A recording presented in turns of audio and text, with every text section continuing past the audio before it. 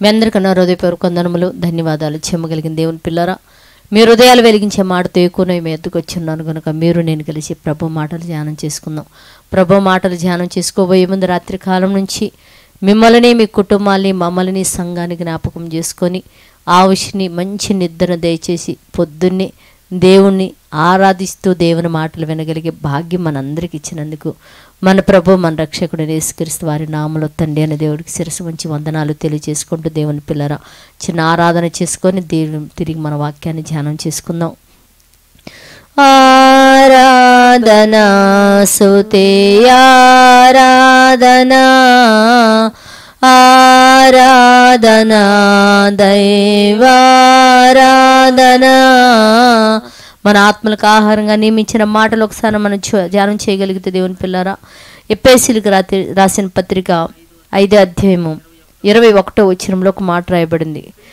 క్రీస్తునందలి భయముతో ఒకరికొకడు లోబడి ఉండు అని రాయబడింది. అంటే క్రీస్తునందు భయముతో మీరు ఒకరికొకడు లోబడి ఉండు అని అంటుంది. క్రీస్తునందునికి భయముతో లోబడి ఉండటం ఏంది? ఇవాళ మనం చూడగలిగితే దేవుని పిల్లరా, యేసుక్రీస్తు వారిని గురించి ఇచ్చలవిరిగా మాట్లాడుతూ తిట్టే వాళ్ళని మనం చాలామందిని చూస్తున్నాం దేవుని పిల్లరా. కానీ ఇక్కడైతే దేవుడు మనకేం చెప్తున్నాడు? క్రీస్తునందు భయముతో ఒకళ్ళకొకళ్ళు లోబడి ఉండు. అంటే లోబడి ఉండటం అంటే ఇదిగో మీరు కుక్కలలాగా అరుచుకోవద్దు, కోతుల్లాగా కరుచుకోవద్దు.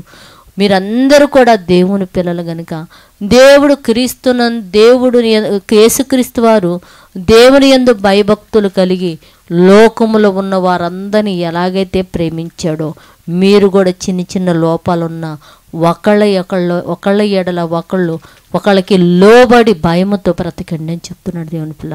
నిజంగా మన విశ్వాసం గల వారమైతే సహోదరుల మీద ఏమంటే కోపపడి హాని కలుగు చేసేవారిగా కాక ఒకళ్ళకొకళ్ళం లోబడి క్రీస్తు ఎలాగైతే దేవునికి లోబడి మనల్ని ప్రేమించాడో అలాంటి ప్రేమ కలిగిన వారమై ఒకళ్ళకొకళ్ళు లోబడే స్వభావం మనందరికీ కావాలని ప్రార్థన చేసుకుందాం. పరిశుద్ధుడా, జీవము కలిగిన మా పరలోకపు తండ్రి, నైనా నీ కృప కలిగిన నామానికి వందనాలయ్యా. మమ్మల్ని మేము హెచ్చించుకోవడమే మాకు తెలుసు తండ్రి.